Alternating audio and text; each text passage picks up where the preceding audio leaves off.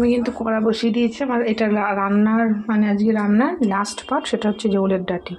তোমরা কারা কারা খাও এবং এটা কিভাবে খাও আমাকে জানিও। আমি যেভাবে করছি সেভাবে তোমাদের সাথে শেয়ার করছি। তো কড়া বসিয়ে দিয়েছি গরম করার জন্য। হাতে ধরে আমি করছি বলে কিন্তু নড়ে যাচ্ছে।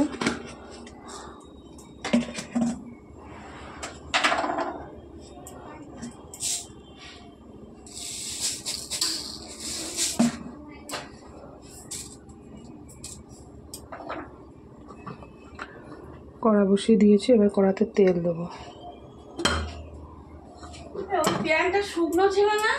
হ্যাঁ, তো বন্ধু দেখো তেল কিন্তু গরম হয়ে গেছে। আমি 2-4টে কালো জিরে আর লঙ্কা নিয়েছি, দিয়ে দেবো।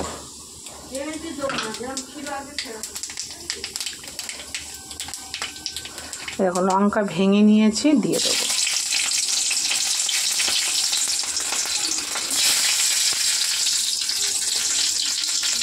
তো দেখো আমার কিন্তু তেল সব ভাজা হয়ে গেছে। আমি এবার এই কচুটা ভাপিয়ে নিয়েছি একবার, দিয়ে দেবো।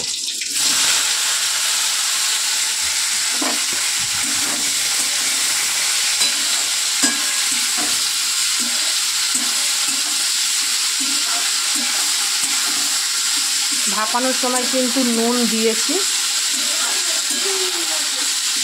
ভাপানোর সময় নুন দিয়ে নিয়েছি, তাই নুনটা কিন্তু একটু বুঝে শুনেই দিতে হবে।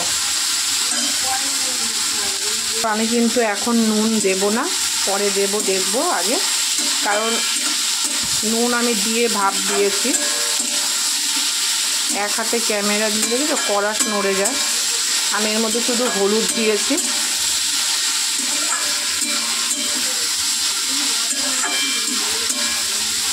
আবার এখানে যেই মশলাটা অ্যাড করব ওর মধ্যেও নুন আছে, তার জন্য কিন্তু আমি নুনটা এখন দিলাম না, পরে দেব, যদি লাগে পরে দেব।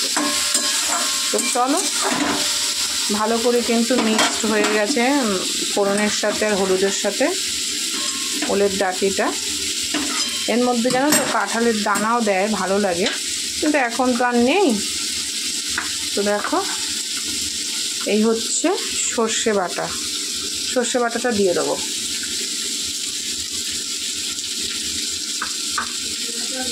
তো বন্ধু দেখো কত সুন্দর কিন্তু সর্ষে বাটা অ্যাড করেছি এর মধ্যে, দেখো কত সুন্দর। এটা হোক আর একটু ঢেকে দেবো। নামানোর আগে একটু মিষ্টি দিয়ে আবার 5 মিনিট নাড়াচাড়া করে তারপরে নামাবো। এখন মিষ্টিটা দেবো না। তো চলো আমি এবার একটু টিফিন করে নেব। তো তোমরা এই রেসিপিটা কেমন লাগলো অবশ্যই জানাবে, আর তোমরা কারা কীভাবে খাও সেটাও জানাবে। এটা কিন্তু অনেকে চিংড়ি মাছ দিয়েও খায়।